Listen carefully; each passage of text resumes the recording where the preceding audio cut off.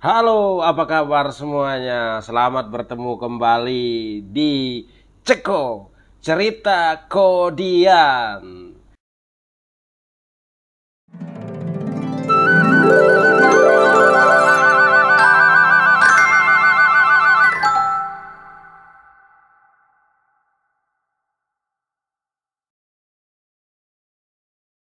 Terima kasih buat kakak-kakak semuanya yang sudah nonton Ceko yang pertama, dan sekarang kita lanjut ke Ceko yang kedua.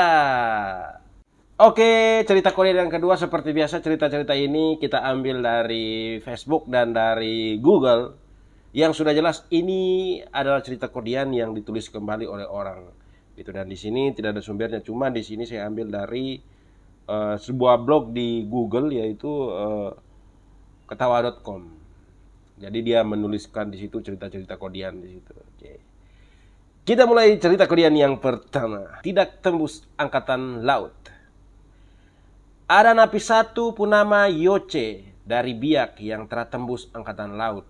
Jadi dia protes ke panitia penerimaan. Yoce, "Weh, kamu ini bagaimana? Kenapa saya tidak tembus kah?" Panitia menjawab, "Anda tidak lulus karena Anda tidak tahu berenang." Napi dia marah, baru dia bilang, "Yoksna, saya pun teman tidur saja tembus angkatan udara padahal dia tidak bisa terbang. Kamu stop tipu saya sudah." Ya, dia lucunya lumayan ya. Maksudnya dia awalnya mau tes angkatan laut, tidak bisa berenang. Dia itu tidak lulus karena tidak bisa berenang alasannya. Nah, kemudian dia mencari alasannya bahwa temannya Yoksna bisa tembus angkatan udara padahal dia itu tidak bisa terbang. Dia masuk akal, masuk akal. Kita lanjut ke Ceko yang kedua. Ceko yang kedua harus melakukan ronsen. Nenek satu ini dia ada rasa sakit di dada, jadi nenek ada pergi ke dokter.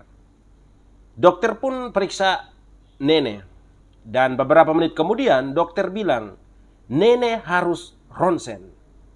Nenek bingung, jadi nenek tanya, "Anak,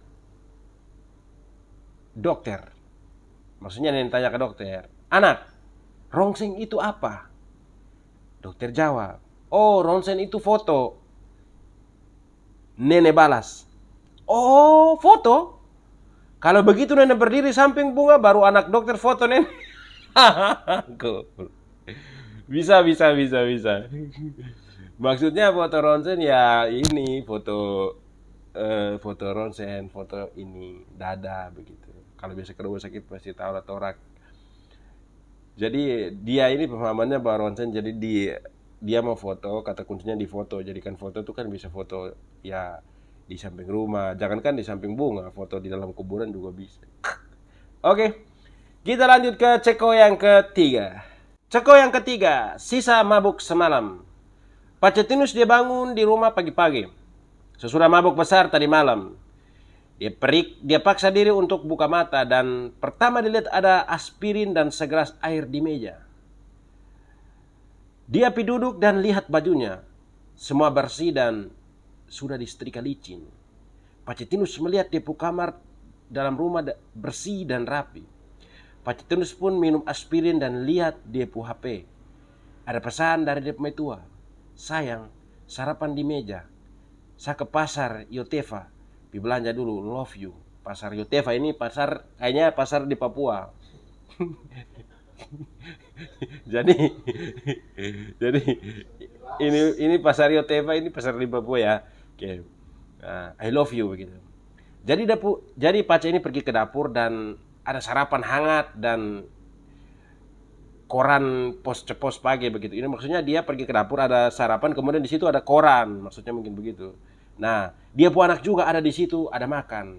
Nah, Pacetinus bertanya, "Alex, apa yang terjadi semalam?"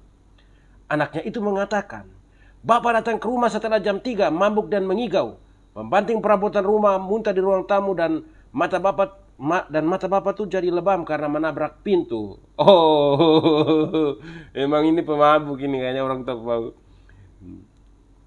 Karena bingung, Tinus bertanya, "Jadi mengapa rumah begitu bersih dan sudah tersedia sarapan di meja?" Ya, pertanyaannya bagus.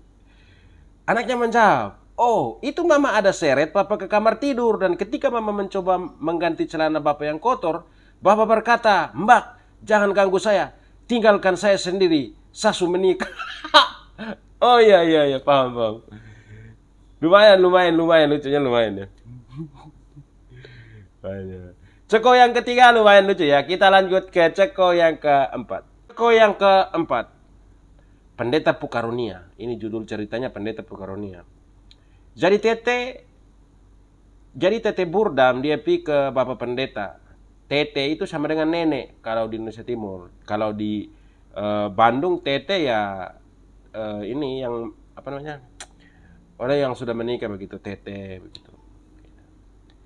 Jadi Tete Burdam dia pergi ke Bapak Pendeta, pendeta yang bisa sembuhkan orang sakit. Jadi dia tanya itu pendeta. Oke, ya buat yang belum tahu pendeta itu apa namanya imamnya orang Kristen ya.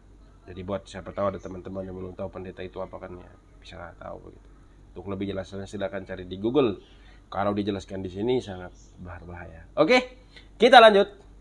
Jadi ini Tete Burdam, dia pergi ke Bapak Pendeta yang Bapak Pendeta ini punya hodam yang bisa sembuhkan orang. Tete Burdam bertanya, Bapak saya tua ini tapi ingin menikmati rasanya muda lagi. Apa Bapak Pendeta bisa buat saya anak di bawah ini bisa berdiri lagi kah? Maksudnya dia minta ke pendeta, Bapak Pendeta, bisakah Bapak Pendeta buat anaknya di bawah ini, maksudnya tititnya bisa berdiri kembali. Jadi pendeta itu jawab, Tete, Tuhan ada beri saya karunia, orang buta melihat, orang tuli mendengar, orang lumpuh berjalan. Tapi saya mohon maaf Tete, saat ini saya telah punya karunia untuk membangkitkan yang sudah mati.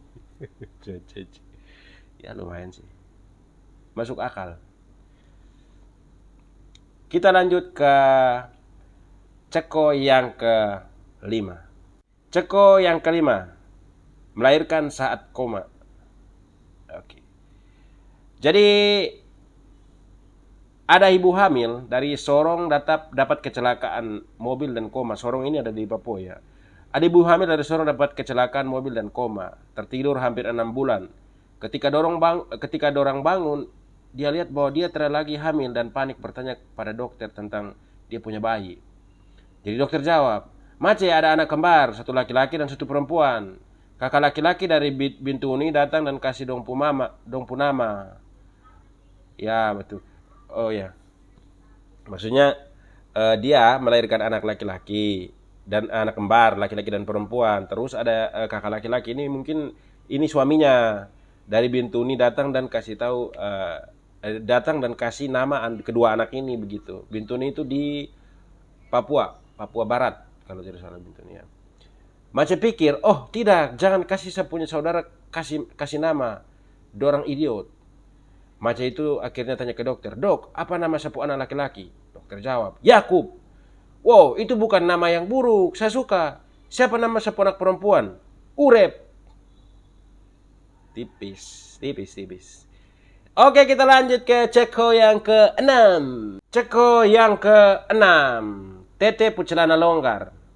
Tete ada panjat kelapa, tapi dia pucelana longgar. Terus dia bilang, Woi, Tete, kamu ballpoint tuh, coba sembunyi dulu. Tete emosi terus dia bilang sama nenek, nenek, bikin kaget salah. Lama-lama kita turun Tete coret dengan ini ballpoint Ballpoint itu maksudnya titit ya kalau tidak salah. Pasti titit. Tidak mungkin dong ballpoint ini. Nenek jawab, coba Tete turun sini. Coba Tete turun sudah. Tinta su kering. Juga mau bagaya mau mati. Oh, jadi maksudnya ya dia dibaratkan titiknya itu sudah kering begitu. Jadi apa maksudnya titiknya tidak ada ininya lagi, spermanya lagi begitu. Jadi maksud ibaratnya ballpoint sudah kering begitu. Oke lah. Ya, ceko yang ke-6 tipis-tipis respect. Oke, kita lanjut ke ceko yang ke-7. Punama Maria. Jadi Tete dengan nenek lagi tidur. Begini pencuri masuk di dalam rumah.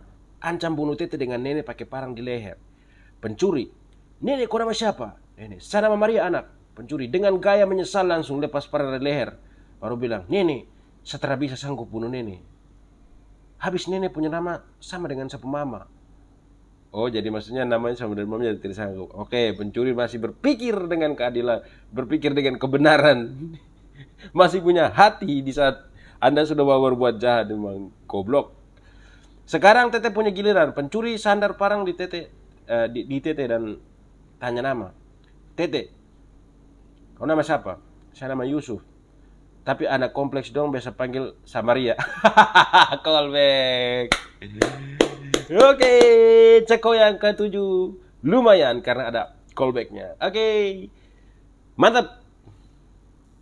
Terima kasih buat teman-teman semua yang sudah nonton Ceko Cerita Korean. Dan jangan lupa untuk jaga kesehatan dan jaga pola makan, karena itu adalah pesan-pesan kesehatan yang selalu diulang-ulang. Terima kasih, dan buat kakak mereka semua, terima kasih banyak yang sudah selalu nonton. Mantap.